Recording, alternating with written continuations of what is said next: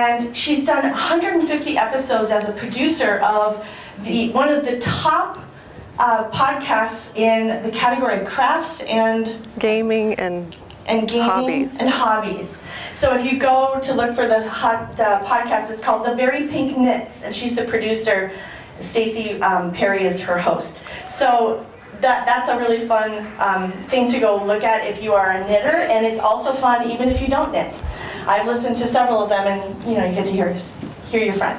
So without further ado, please welcome Casey. Thank you. Thank you. Thanks everybody for coming. Thanks, Susan. I have a lot to get to, but before we begin, I want to give a brief commercial for QRCA, because it was last year at the conference. I was not loving the research work I was getting. I was doing this podcast thing, and I was like, what can I do with this podcast thing? Believe it or not, a knitting podcast is not going to make me a millionaire. But I was really enjoying it and trying to figure out what I could do with it. And I was here at QRCA, and somebody in the Quality Awards said that they would do a podcast report, and they had never done it. It was just an idea they were putting there in their Quality Award competition. And my friends were like, you should do that. And so I was like, what would that be? And Susan actually called me out at the storytelling session saying, Casey's going to start doing podcasts. I was like, I am? Okay. So I left the conference thinking about this, and I spent the last year really going through how can we use podcasts, how can we kind of mix up our deliverables and things like that. So if you're new to QRCA, if you've never been here and you're not sure why you're here, that's why you're here. Because you're going to have friends and cheerleaders and inspiration, and you'll learn all kinds of stuff. So yay, QRCA. So I left that conference thinking about, okay, podcast reports, sure, we could probably do that. But then as I started digging into it, I realized that we can use podcasts throughout our research work. We can use it for exploration, data collection, and delivery of insights. And yes, I picked those pictures to go with our theme, thank you. But before I go into that, I imagine that there are some of you that might not be experienced with podcasts. I'm obsessed with podcasts. I have friends who are, but I want to take a step back in case that you're not familiar. So podcasts are basically radio shows. The term podcast came out in about 2004 from your iPod, remember the ones with the little spinny wheel, and broadcast. And so they took radio shows and they put them together, and you could download them and listen at your leisure. So instead of relying on the radio show to play the show when you wanted to hear it, you could listen to it on your own. And so if you have an Apple iPhone, that little purple icon is your podcast app, but there's other apps. I use Overcast, which is this orange one. If you're on a Google phone, you can use a Google or Android phone. There's just different types of shows and different types of apps. So you can go and you can listen to one show one-off, or you can download a whole series. And over the years, you can see how it's grown. It's pretty steady growth along with smartphone use, because now you can download with Wi-Fi. It's a lot easier. You can listen in your car, you can listen on the go, or you can listen on the web. And so now 124 million Americans last year ever listened to a podcast. And now we're at the point where 50% of all homes, US homes, are podcast fans, and they're more popular than blogs. So I'm not telling you this because I think you need to start a podcast. I'm telling you this because more and more people are getting information in this format. It's pretty normal for people to get this kind of learning on a regular basis in their podcast earbuds. Podcasts vary in style and genre. There's one-on-one interviews, solo commentary, panel discussions and guest interviews, nonfiction narrative storytelling, and fictional storytelling. These are kind of like the old-fashioned radio shows where there's sound effects and drama, and I think they're kind of cheesy, but my husband likes them. So, and then also each of these, I picked all of these because these are like top in their categories. There's also different genres, so arts and entertainment, history, politics, science. I mean, there's pretty much everything for everyone in a podcast form. And even traditional media is starting to get into the podcast world. So the New York Times Daily, if you don't listen to this, it's a great show. It's like 20, 30 minutes. they go deep into one of the big stories of the day, and they interview a journalist. And so I just find this super interesting that an old-fashioned newspaper is going into the world of podcasting. And even NPR is a radio show, but they have a podcast every morning where you can listen to the podcast instead of listening to the broadcast, because maybe you're on a subway or something and you can't get the radio signal. Magazines are finding the podcasts are a great way to expand their content, and you can listen. I've listened to The New Yorker before and gone back and read the article because it's just another way of expanding that content to them. And this to me is fascinating as a media research. Once upon a time I was a media buyer. I don't have cable anymore, so I don't even have a DVR anymore. So I can't watch Trevor Noah, and I love Trevor Noah. So I can download the podcast the next day, and it's usually commercial free. So this is just super curious to me because there's no ad revenue coming in there, but that's expanding their audience.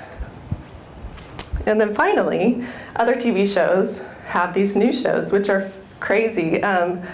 The Masterpiece Studio I started listening to because I was really into Sherlock, and they do interviews with the writers, the actors, and it's just another way of deepening that engagement with your listeners and your watchers, viewers.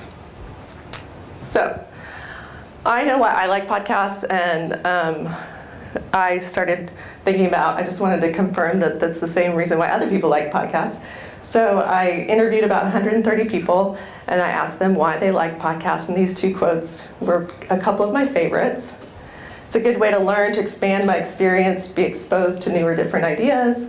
Sometimes it's easier, more relaxed and relaxing than reading or watching and listening to video.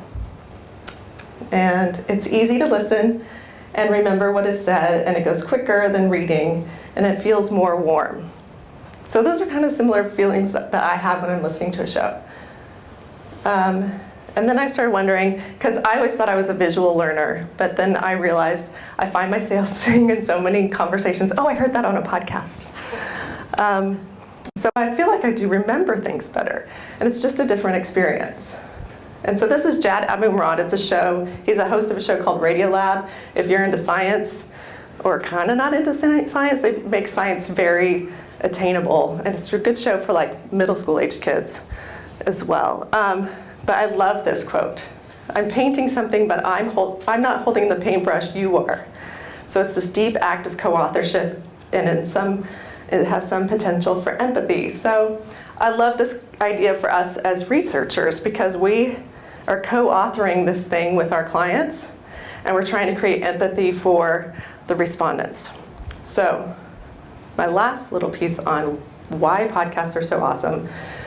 They have done research, and audio is more memorable than other forms of content. You remember things that you hear more so than you would if you read it. And part of that is because you are forced to kind of create a picture in your mind. So if you're hearing a story and not seeing the story, that creates a whole nother connection in your brain. So, and if you wanted to read this, it's a really interesting research study. So keep all that, file all that away, all those facts about podcasts, all the places where we are, and let's talk about how we can use them in our research. So first, explore, and that's me. So there's a dirty joke. Opinions are like assholes. Everyone has one, and some of them stink. So podcasts are like opinions. Everyone has some, and some of them stink. It's really, really easy to go out and make a podcast. You and I could go sit in the hallway, and we could record on our phone, and we could produce it and put it out there. So that means that there's tons of content out there, and it's not all good. But for us, for researchers, there's so much content out there, and it's free, and it's waiting for you to go dig into it and listen to it. So this came to me. I'm in this Austin group of podcasters on Facebook, and this guy has a show called Friends with Deficits. And he interviews friends who have rare diseases. And I was like, that's so cool. And so I just started looking at his concept. And so he's got a friend with narcolepsy. He has a friend who has this rare form of blindness.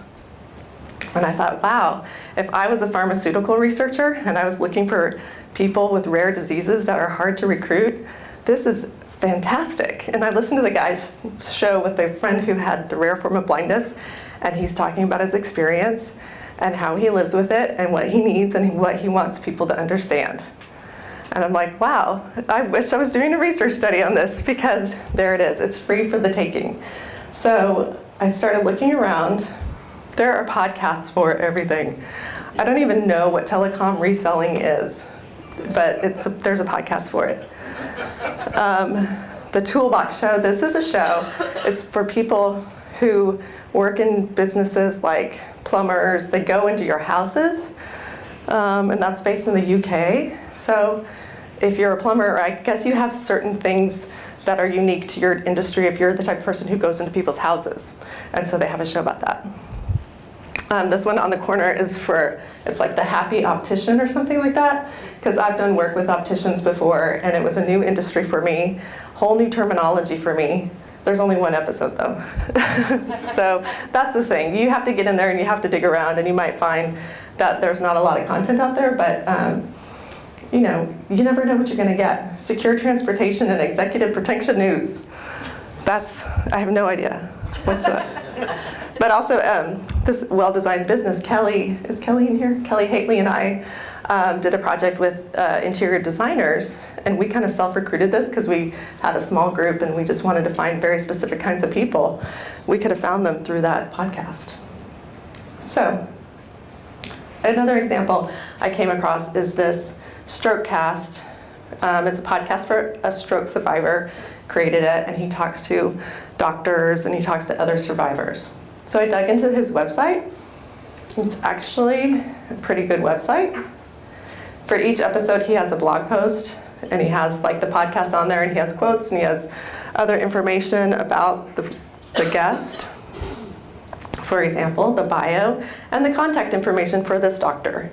So if you were working on something and you were learning a new industry, you could look to podcasts for the content, but you could also potentially look to them to reach those hard to find people. Because they're sharing their stories. They want you to connect with them. They put all their contact information out there for you. Go find them. So at the top of his website, he has this events and Facebook groups for stroke survivors. And last year, if you happened to go to Tori's session on recruiting through social media, she's used this before to find people. So there's another source. This whole page has just links upon links. So how do you find those podcasts for those people? Most of them will be listed on iTunes. You just go to that category where you go search for podcasts. You can search by category. Sometimes you're relying on them to have the right tags, so sometimes they're not in the right places. You could also try Spotify or Stitcher, or most of all, just go to Google and check out podcasts on blah, blah, blah, whatever you're looking for. And when I was searching on, look, I'm going to use this little thingy here.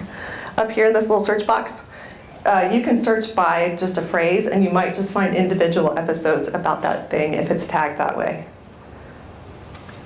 So, collection.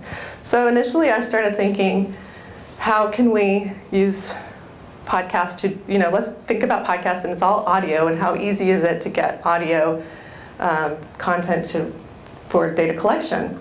But then I took a step back and realized podcasts are qualitative research. They're interviews with people. People go out and meet people, and they collect those insights, and they deliver those insights, and they tell their stories. And aren't we constantly saying that we're storytellers?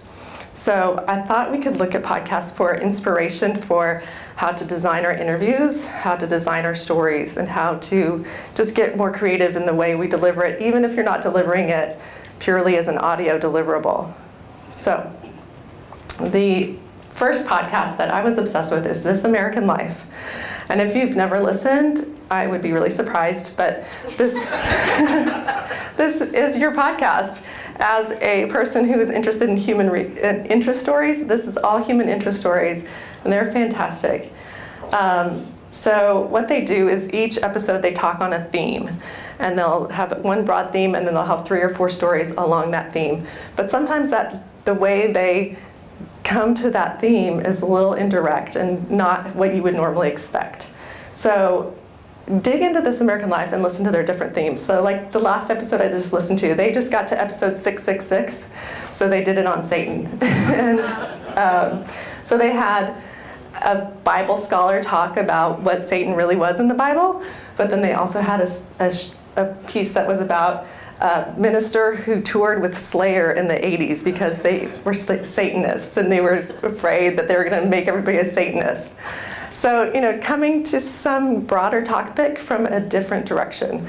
So think about this, if you have a client, I've talked to a friend who has a client who has a greeting card client, and they wanted to explore humor. So what could we do there? We could talk to comedians. We could talk to kids, what they think is funny, those weird things on YouTube that they watch.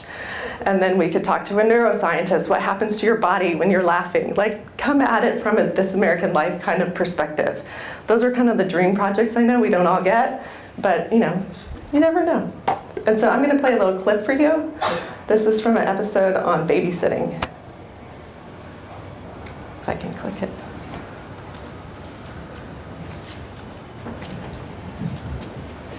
Sorry. There we go. All right, guys, you're here. So don't forget your stuff, okay? And Dylan, grab your snow pants. Here's a ritual that happens in millions of American families every day. Parents dropping off kids at babysitters. Good morning. Good morning. Hi. Oh my gosh, kinds got of friends, everything huh? on. Hi, sweetie. I haven't seen you guys in such a long time. Sarah, age 9, and Dylan, who's 6, are being left at a friend's house where there are 2 other kids, Elliot and Emma, and the regular babysitter, Christiana, who meets them at the door, who hasn't seen them since before Christmas. These kids have known Christiana longer than they've known almost anyone. 4 years she's been their sitter, an eternity. Christiana takes care of them after school every day. Christiana knows everything about them. And they're such old pros at being left with the sitter that they don't think twice about it. Mom leaves, no tears, no scenes. All right. Bye. I love you. Mwah. I love you. Mwah. Be good. Christiana serves cereal to the 4 kids. Emma gets the Powerpuff Girl bowl. Sarah gets the Barbie bowl.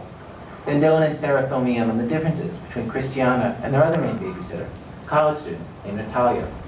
She's not as calm as Christiana and everything.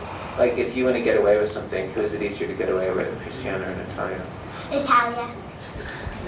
She doesn't really know the rules of her house, so then we say we can drink Coke. you say you can wear your clothes to bed all the time. Remember that trick? Mom lets me wear my clothes to bed. That was for like 10 years that you would do that to babysitters. And why do you want to go to bed in your clothes? Because then I don't have to change. It's like changing. He thinks it wastes too much time. For Christiana, it's different. She's like a second mom. That's what she thinks. I think of you guys as my kids. Yeah. I know them. I've known them since they were all so little. And I love them like that. Yeah.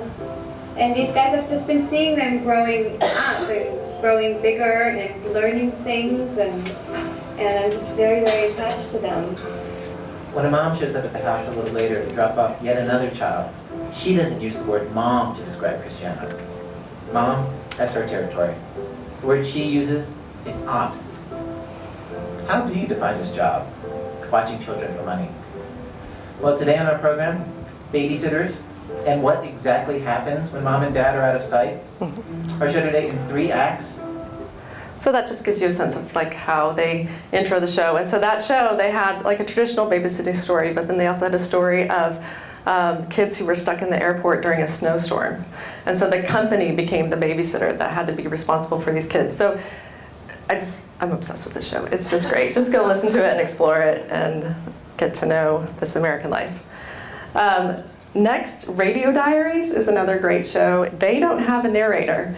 They just it's called a non-narrated style. And so they just let the people tell the story. So they give a recorder to the people that they're gonna tell the story on, and then they edit it in a way that tells the story. And the producer says the advantage of this way of working is that the way people speak becomes much more a part of the story, and that can make the characters come alive in a way that no other style can. So I don't know, could you do that in your reporting? Could you take yourself out of there and let the story speak for itself? I'm going to let you hear a couple clips from this one. My name is Joseph G. Pine, P-E-I-N-E, the hard way. I'm 88 years old. I was a free soul up until a couple of years ago. And after the last bout that I had with the hospital, came up with the, what do you call it, Presbyterian homes, and said this is the place to be. So that's why I'm here. So I sold the beautiful car of my life. The Cadillac 4-door sedan DeVille with a big tire on the back, red leather lining, big wire wheels. Oh, it's a beautiful car. And here's another character from that episode. When you're in a place like this, you have more time.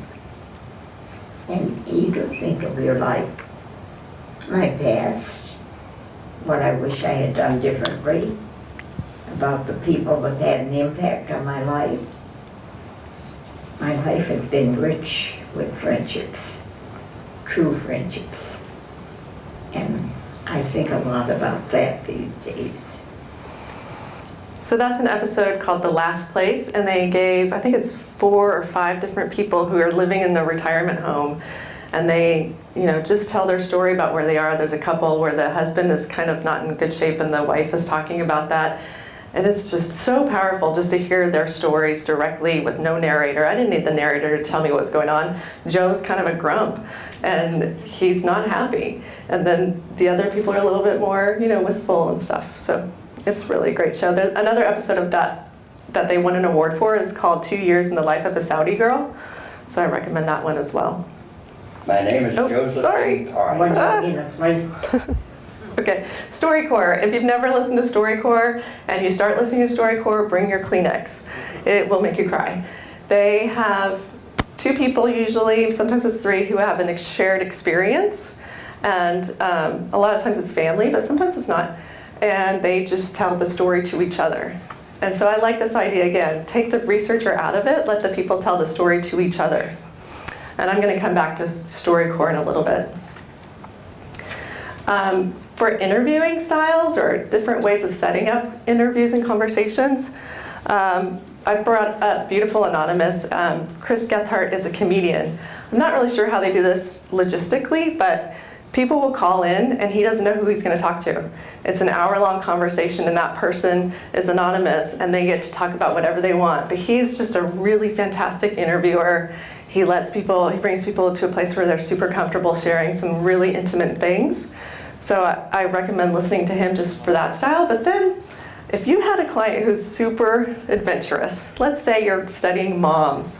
What if you brought moms in and you didn't have a discussion guide and you're like, we're going to talk for an hour about what's important to you? Where could that conversation go and where could those insights go? I think that would be amazing. You'd have to have a really cool client who would be up for that. Thank you for that. Right. But sometimes you have to do some exploratory work, so that would be very exploratory. Take it from me, REI, if you don't know REI, I think they're kind of regional outdoor store. This was introduced to me because a friend of mine from high school is a professional in the cycling world. And so they have 2 professionals in the outdoor world that are not in the same industry. So somebody from cycling interviews somebody from rock climbing. And so they have their conversation, and so A interviews B. The next episode, B interviews C, a new person. So the person who was the interviewee becomes the interviewer, and they kind of take from that first conversation to the next conversation. I thought that would be a great opportunity as well. So Everything is Alive. This is my favorite show. I'm obsessed with it because it's crazy. It is people speaking to an inanimate object. So an actor takes on the persona of that inanimate object, which I think you all might find to be a familiar concept. But it's funny, it's silly, but it's also very profound. And it kind of teaches us a little bit about humanity. But Naomi mentions this yesterday, that she had some boys taking on the persona of a tennis shoe or an athletic shoe. And it's a good old-fashioned projective technique. Maybe not old-fashioned, but it's, here's a grain of sand. I'd like to ask you about the beach. Just first of all, what was it like having humans sit on you? I mean, as near as I can tell, most of the humans who come to the beach, that is like the journey that you all seem to like of going to the beach, is always to some degree a frustrated journey. Yeah. You either forgot something, or you forgot that it was going to be hot that day, or you don't like that someone else is playing music, or you've lost track of someone, you can't find them. Like I've never really seen a human have a fully pleasurable experience. There's always a something of some sort that goes wrong, and then you all often express a great deal of surprise that there's sand everywhere. So I mostly want y'all to listen to the show so they keep making more of them. But also, this is a projective technique. Like, we can do this too. And then lastly, BBC Soul Music, someone introduced me to this. They take a show, or they take a song, and people talk about what that song meant to them. So the episode that I really liked was True Colors by Cyndi Lauper. And a couple people just kind of share about their experience with that song and what that song means to them. And sometimes they have the songwriter and they layer it over the song. Well, I thought about this in terms of what we do. And I did a project many years ago with people who suffer from incontinence. And it was really sad. And it was really uncomfortable. And so we did a blind, anonymous online project. And we were doing advertising testing, and the ads were not meeting their needs. The ads did not convey what they were going through, and I don't know that we were able to convey the emotional experience through our PowerPoint report. So if we were able to play that advertising and then have their audio responses, because they didn't want to be shown, they didn't want their pictures taken, and we could have layered that on there, it would have been way more powerful. So I could go on forever. I could do a 3-hour session on different podcasts and what they do and how we could apply it, but I want to move on from that. And I'm going to be blogging about this, so if you want to follow my blog in the next few weeks, I'll have some more recommendations for different shows that you can listen to for inspiration, for interviewing styles and things like that. But I want to talk about some of the advantages of collecting audio only instead of video or just written. It's engaging. That This American Life clip I played, just so you could see what it's like, because you get the sense we were there with them. We could be with those kids in their babysitting drop-off, and you get the ambient sounds, the sound effects, and it just brings you into the story. It's emotional, especially when you hear some of those shows like StoryCorps and things like that. You hear the sighs, you hear the pauses. And when you're watching a video, you don't feel that the same way. You can get that on video, but not quite the same. And we get a little more privacy. Like, think about all the things that we ask our participants. We ask them to take a picture of their house and show us a selfie and show us your kids, and here's our grocery receipt. Like, let's take a step back, and can we get the same stories, but give them a little more privacy, especially for some of these more sensitive topics. And bias. Have you ever been in a focus group facility and you're in the back room with your clients and your super cool client is like watching the people walk in and they're judging. They're like, oh, what are they wearing? And you're just like, that person may have the greatest story and be one of your greatest participants, but your clients shut down because they don't look right. So let's take away that visual bias. Let's just listen to their stories. And data collection, it's very easy to do audio only. It's easier for your participants. Sometimes they don't want to be on camera or they feel awkward, so let them just give you an audio response. I was working on this PowerPoint and I literally flipped over to LinkedIn and I saw this. I just wanted to throw that in. Because this is us sometimes. We ask for a lot. And then there's the Blair Witch Project videos. You know, when you ask people to give you a video and there's like a fan in the background and then, you know, they're moving and getting away from the microphone. You can't use that video. So just take the audio. And so this is a clip from one of the first podcast reports that I did recently. It's with caregivers, and she's talking about her mom. So I just want to play a little clip for you. She's an old lady. You know, there's a thing they say, once a month, twice a child. I don't know if you know what that means. It means that, yeah, you were born a child, but when you get older, you go back to being a child again. So we don't need to see that she's ugly crying. We know that. We can hear that emotion, and it just delivers that to us as well. So let's talk about delivery and how we can use podcasts to deliver insights. That clip I just played for you, they created for clients to listen to a executive summary right before a big workshop. So we created an executive summary report, but they were able to get more than just a PowerPoint slide. They were able to get actual voices from the consumers mixed in, and they were people who commuted on trains, and they were on their way to a big session where they were going to go over all the research. So the client wanted to provide that for them to give them the highlights before. So we can do executive summaries, and this works really well. It's kind of an add-on thing to your regular reporting. You can do a full report if you want to get creative and do something big. Actually, Dina and I just worked on a big project where we did personas. And so we had 5 personas, and we created a podcast for each persona. And so the clients can go back and listen to those podcasts when they're working on something. Maybe they're focused on one persona, they've dug in, they've done the product development for that, then they can go back and listen to the podcast for the next persona. Or like a weekly update. So especially if you have like a long, 6-month-long study and your clients, you know, don't want to get on the board every week, or you don't want to give them a download report every week, you could just give them an audio report. Here's what we heard in the field this week. And especially, I really like this idea for like a creative team.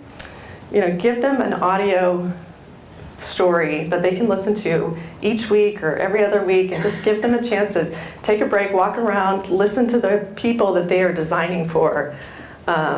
Listen to those stories in their head every day, literally voice of the consumer. So, I'm sure there's some Debbie Downers out there. Everybody has a big, everybody has a butt, like Pee Wee Herman says. I'm sure they're thinking, okay, but we have data, we have numbers, we have all this methodology we need to share. How can we possibly do that in audio? I'm going to have you take a listen. All right, a study published today in the scientific journal PLOS offers insight into the complex relationship between drinking alcohol and the risk of cancer and premature death. The study finds that light drinkers have the lowest risk. NPR's Allison Aubrey reports. Researchers studied about 100,000 people who lived in a bunch of U.S. cities, including Birmingham, Boulder, LA, and Pittsburgh. They were in their mid-50s to early 70s when the study began, and all completed surveys about their alcohol consumption. Researchers tracked their health for about 9 years and found that the more a person drank, the higher their risk of cancer and cancer-related death. Andrew Kunzman of Queen's University Belfast in Ireland is the study author. We definitely think it gives a bigger picture about what's going on here. So how much is too much? This study suggests that light drinkers have the lowest combined risk of cancer and premature death, even lower than people who never drink, though it's not clear why. In this study, light drinking was defined as 1 to 5 drinks per week. It seems to reassure light drinkers. The study suggests that cancer risk starts to increase when people drink more than a drink a day, but the increase is modest. Moderate drinkers in the study had about a 10% increased risk of getting cancer. It's heavy drinkers who are most at risk. For instance, men who drank 3 drinks or more per day were 3 to 4 times more likely to develop cancer of the esophagus and liver cancer.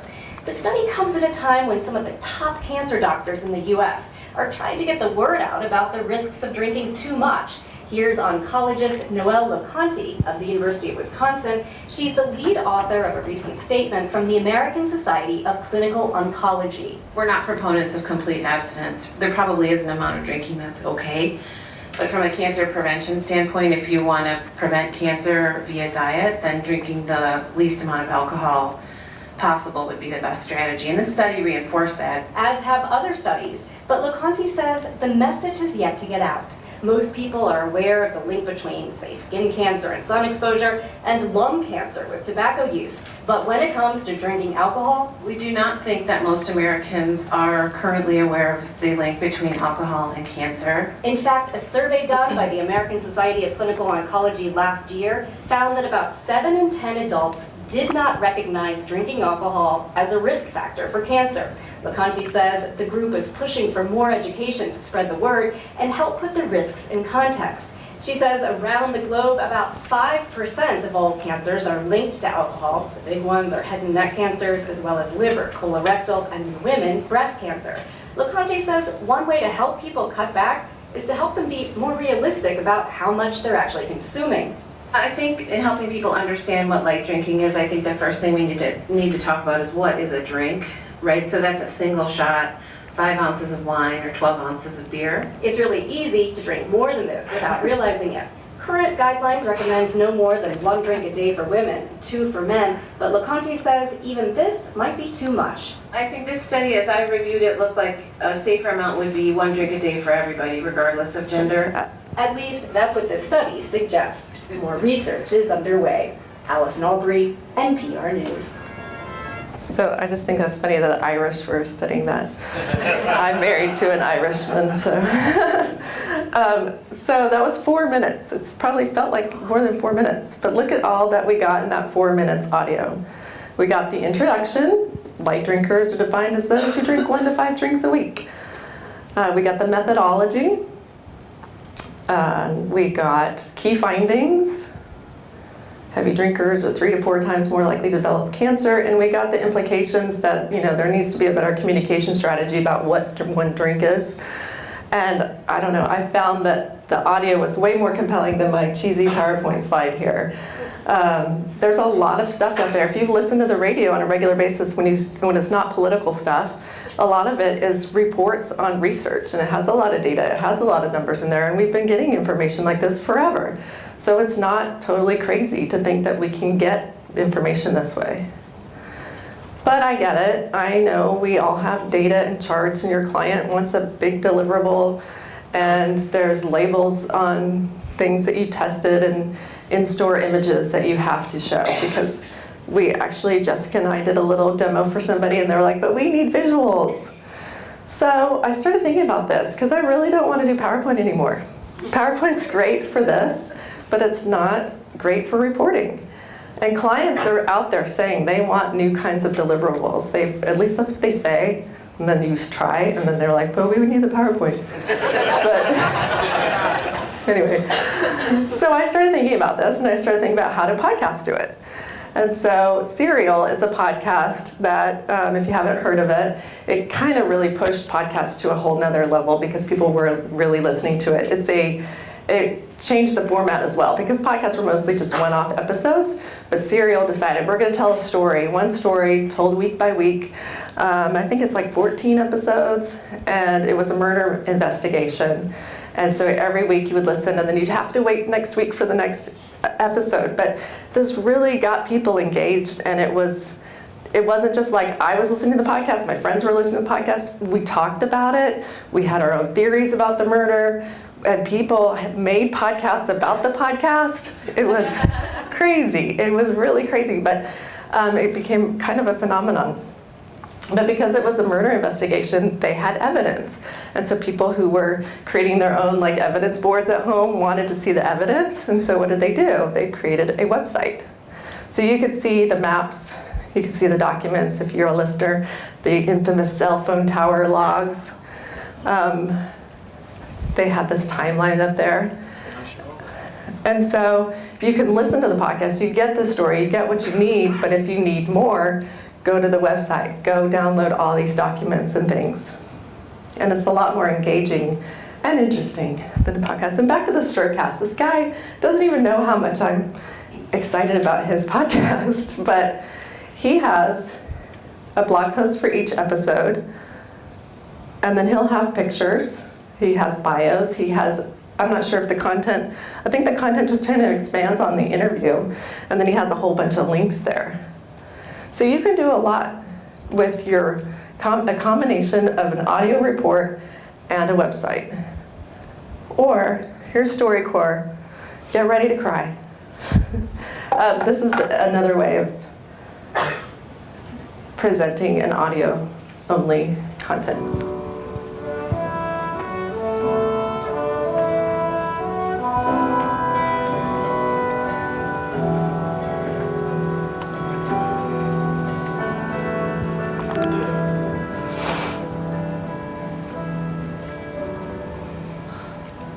How did you get to that point where you said, I'm going to rob the bank? What was happening at my house was that things weren't going well in terms of the finances. My parents were working all the time. And once they told me that we were in like $25,000, $30,000 of debt, I was thinking, how am I going to help? Because nobody else is going to come save the day. And so one day on TV, there was this guy who had robbed this bank. And I was struck by how easy it seemed. Did you really think you were going to get away with this? I literally thought no one would ever find out. It took almost 4 weeks before I was arrested and then sent to prison. How many years did it was given you? 5. 5 years. Mm-hmm. When I got out, I wanted to apologize to the people who worked inside the bank. And when I spoke to you, it was the first time I got to truly understand the seriousness of what I did. When you came into the bank, you made us all lay on the floor. Can you imagine laying on the floor and all you hear is that shotgun? Clack, clack. Everything in me was shaking. And I kept saying to myself, it's over. I used to think I wasn't scared of nothing.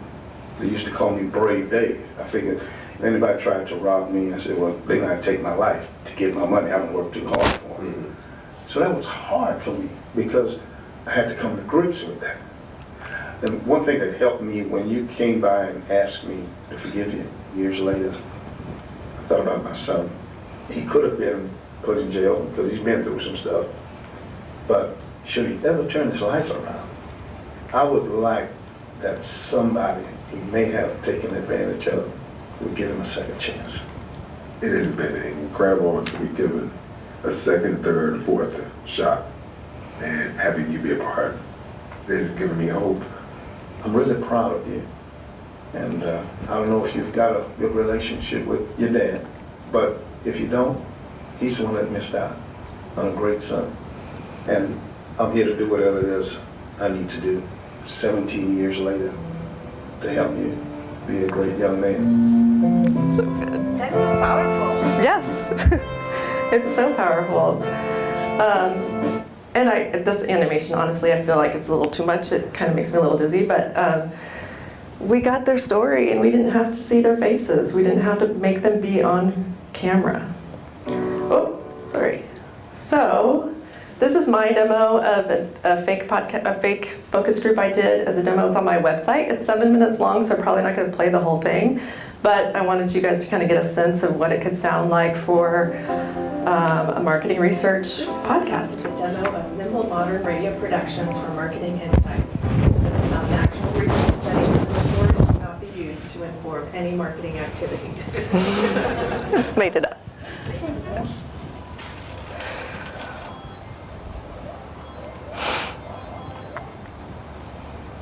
Video games, smartphones, TV, also known as screen time. Ask any American parent about screen time and you'll likely hear a sigh, followed by a discussion filled with frustration. Apple was made to address the issue when 2 investment groups wrote an open letter to the company asking for better tools for parents to be able to control their children's screen time. So I did this before Apple came up with the screen time app, so. I'm just going to jump ahead because so I brought some friends in and we did a little fake focus group. Texas and had this discussion. The struggle is real. Oh, absolutely. It is the bane of my existence. It's my fight every day that we're at home.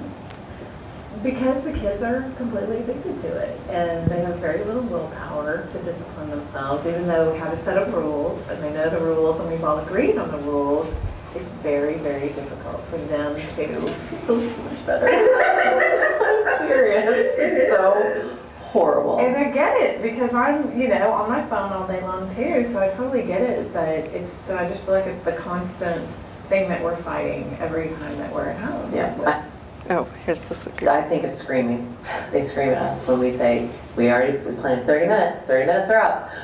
3 more minutes! 5 more minutes! And it's just every time. And even if we finally come to an agreement and we separate, I have to watch them as they try to creep to it again.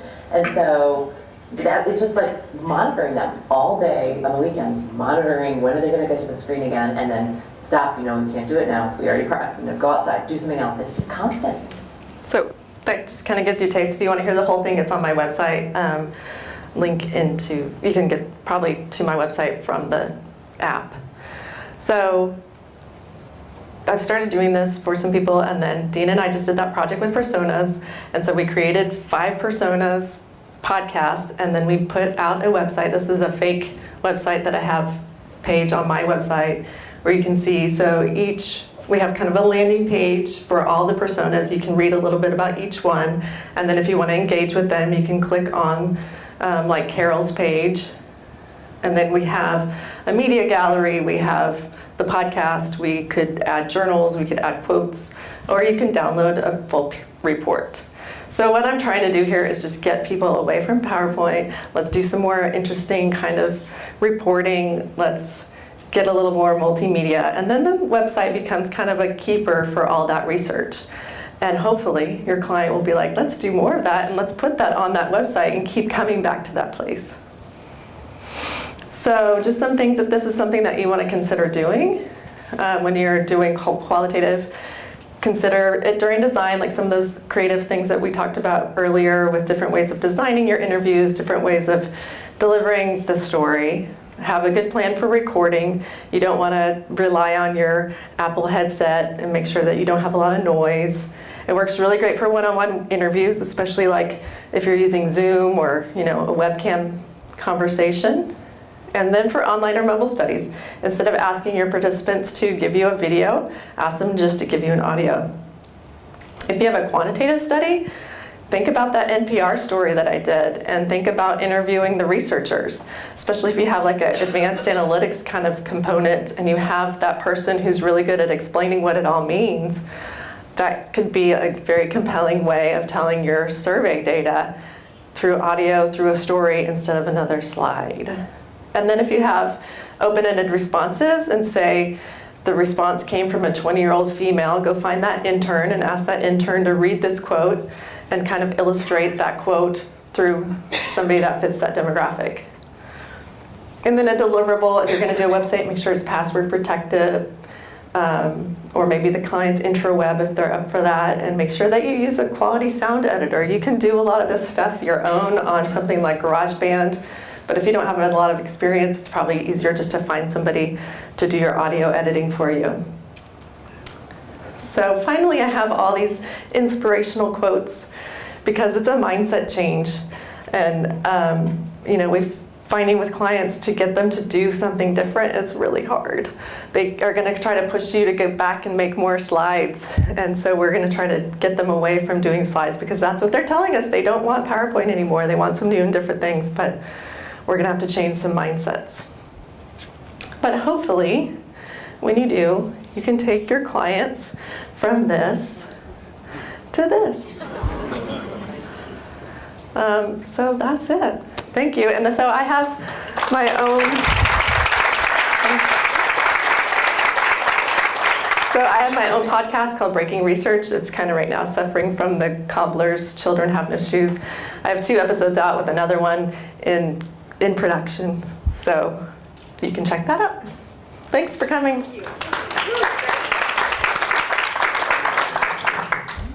Thanks, Casey. I think you'll now agree with me that the title of this presentation should have been Podcast fucking awesome. That's really what I called it on Twitter, but that's apparently not the actual title.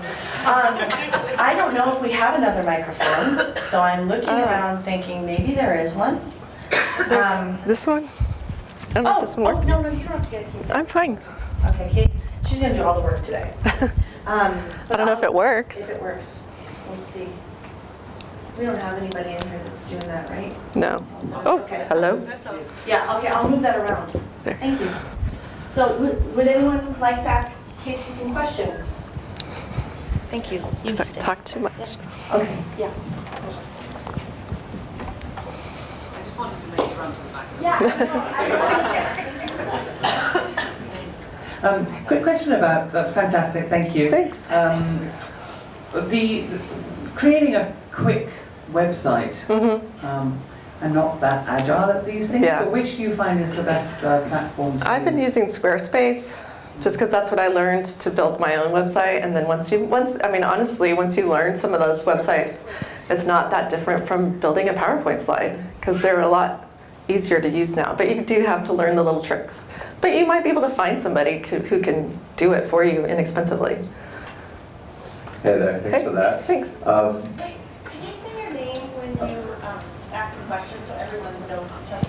Sure. Hey everybody, I'm Ben Grill from the Insights Group from Brisbane, Australia. Cool. And just wanted to ask you, when you're doing the interviews yourself, do you just use the mic on your phone, or do you recommend getting a little attachment one for better sound quality? Yeah, I do interviews for my knitting podcast, and so I got it's called a Zoom, which is super confusing because we also use Zoom, the online platform. But it's a Zoom H5, so you can plug in several different mics. You can use a lav mic, or you can just use it one-on-one like this.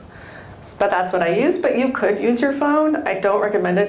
They're better now than they were. You just gotta make sure that you're in a quiet space and you're not gonna, like if you use your earbuds, it runs up against your shirt. You don't want that kind of thing. But actually upstairs, so I was kind of excited, I can't remember the name, the group that's giving out the Rubik's Cubes, they have this thing, it's an iPod or an iPad that they send out and you can do video, but he said he can attach multiple microphones. So Curator. Yeah, and so I was excited to learn that because that would be great for a focus group because the focus group facilities don't always have great recording equipment, and if you have several people, you want to make sure everybody's mic'd. Hi Casey, Mark Engel. Do you find that your analysis is any different? How you go about doing the analysis of all the data before you put together your podcast versus what you would do for a PowerPoint? Not really, actually. I mean, Dina acted like I was a magician, but I think I write like a journalist because I have a journalist background, and so I write in an upside-down triangle format. And so you just want to think about where you want to insert the quotes, because the quotes give it a lot of illustration. Hi, Dina Schulman. Hi, nice to meet you. Just because Casey can't really talk this way, I just want to say that she is a magician. And this was my first time working with her. And I will say that clients, I ended up kind of having to write a report anyway. Yeah. Key findings became, but it wasn't a PowerPoint that I had to worry about, but we had in-depth data dumps of personas, and she just went in, and I think the podcasts were about between 9 and 10 minutes, but they go by so fast. The first time I heard what she condensed into a podcast, I think I had chills and almost started crying. I was like, this is fucking amazing. And my client who said, oh, I don't listen to the podcast, I'm probably just going to listen to it once. I mean, there are a million clients. I think, we're presenting on Monday, but I can't wait to see them. I think it's a slow mind change. So in the beginning, like the website is there and they wanted to make it an online PowerPoint and then have the other pieces, and we fought. And now it's a button that you can click to read more about it, listen, see. I mean, it takes a while, but it's unbelievable what you can ingest, yeah. What you can digest in such a short amount of time. And I think with our clients that commute, to just listen, so you make the podcast downloadable. Yeah, and then Go on forever. Just another client that I've done some podcasts for, I told them, I was like, we could do this website thing. Because she was just doing, she still does the report, but she sends them the podcast. And she said, you know what? They like not having all that stuff. They like just getting this little 10-minute thing to listen to. It's for a user experience. And so they get what the key findings were, and they're good. So. Hi, I'm Jessica Brown. Hi, Jessica. This is like a... I realize Casey knows. No, it's a good idea. Thank you, Susan. I'm Jessica Broom Research. I just wanted to go back to your comment about recording software. I'm sorry, I was following along with Dina's effusive praise for you. I'm also very praiseful. But Casey and I did like a demo project for a client after I had already come out of field and just kind of recorded interviews in stores on my phone. And I think, to be fair, my client is kind of an ass, but the reason they really didn't like it was because we didn't plan it ahead of time or use good recording equipment. I was just like, oh yeah, let's just add this on at the end. So, while I do love Casey and her work, I would encourage all of you that are going to use her in the next few months, which is all of you, because it's fucking awesome, to plan ahead a little and use good recording and be like, oh, how is this going to work in podcast format? Because we ended up with a lot of great content that we couldn't use. So. Yeah, that's why I was like, plan ahead for this. But you don't have to use me. This is not a sales pitch, because we don't do sales pitches here. No, we know you're not doing that, Casey. That's just, people love you. For you. Yeah. Hi, it's Karen Lynch. Just really want to express gratitude for all the F-bombs, because yesterday.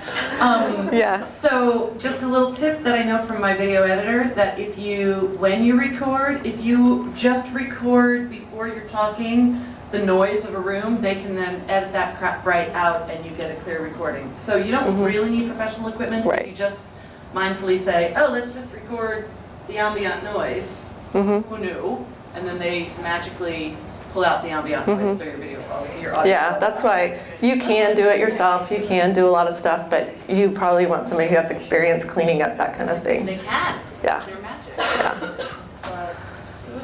There are so many starving podcast producers in the world that would love your business. I'm Jeffrey Trimmingham, and as we were going through the earlier stages, I was wondering, it seems like that you need to have a little bit of a journalism background to be able to make this work well. I guess. You do? Yeah. So are there any recommendations you can make for kind of preparing for this, especially on the planning side, to be able to make it more manageable once you get into analysis and reporting? Yeah, I mean, I just, even in my research work, I read a bunch of stuff and I kind of pull out the key themes. It's just kind of how I do it. So I don't feel like I did a lot of, maybe I am doing a journalist thing and I didn't realize it. But listening to, that's why I put all those podcasts up there. Listen to all those podcasts and think about how they go about getting their information. There's so many great interviews with Ira Glass, who is the host of This American Life. And that's really, he's like my hero, but he talks about telling a story is just this thing happened, and this thing happened, and this thing happened. And when you start thinking about it that way, like, we talked to these people, and this is what they said, and this is what they said, and this is what they said. I mean, it's really the same kind of approach, but just listen. I've been listening to a lot of different interviews on different interviewers. That's all I can suggest otherwise. Did you hear when Dax Shepard, the Armchair Expert podcast, anybody listened to that one, he interviews Ira Glass. That's a really good episode. Yeah, there's a show called, I was going to put it up here, but I'm going to put it on my blog, The Turnaround, and he's a journalist, and so he interviews other journalists. So he interviews Ira Glass, he interviews Terry Gross, my other hero, he interviews Audie Cornish from NPR, just a lot of really great, and Mark Maron, and Howard Stern. I mean, he interviews the interviewees, interviewers. Interviews the interviewers. What's that one called? The Turnaround. That's a good one. Anyone else have a question for Casey? And I will be there tomorrow for the session if you don't get your question. Hi, Casey. Michelle Lawton from New York, Joyful Plate, and I just want to say thank you so much. You lit a fire. Oh, yay! I mean, I have my own blog, Joyful Plate, and I'm in the food and beverage space. And what I'm really inspired by is this idea of commissioning our own studies, like not necessarily for clients, but also whatever subject we're really interested in deeply, to bring that value added to clients, like you did with your mock focus group. So thank you for that. Oh, great. I'd love to write. Great. I hope you listen to the Sporkful. Pardon? Do you listen to the Sporkful? No, I don't. It's a podcast about food, but it's not, he says it's not a foodies, it's for eaters. So I actually took that kind of concept. He talks about food in different ways, and I kind of took that concept to our knitting podcast because I interview people in the knitting world, but sometimes I'll interview psychologists, or I interviewed a guy who is a bird expert because people were knitting sweaters for chickens, and I was like, do chickens need sweaters? So a Sporkful you might listen to.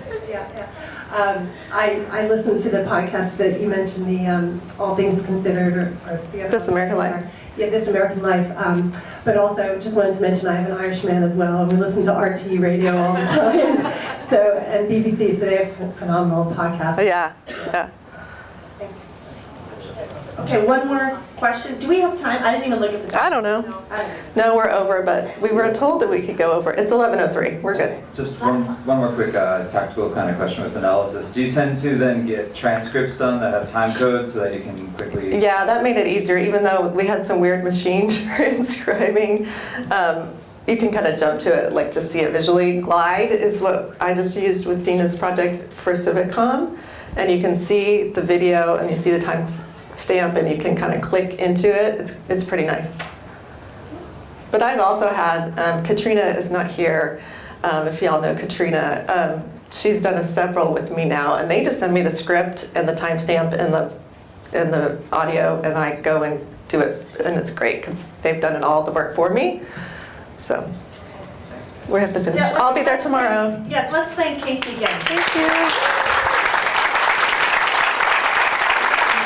Thanks for coming.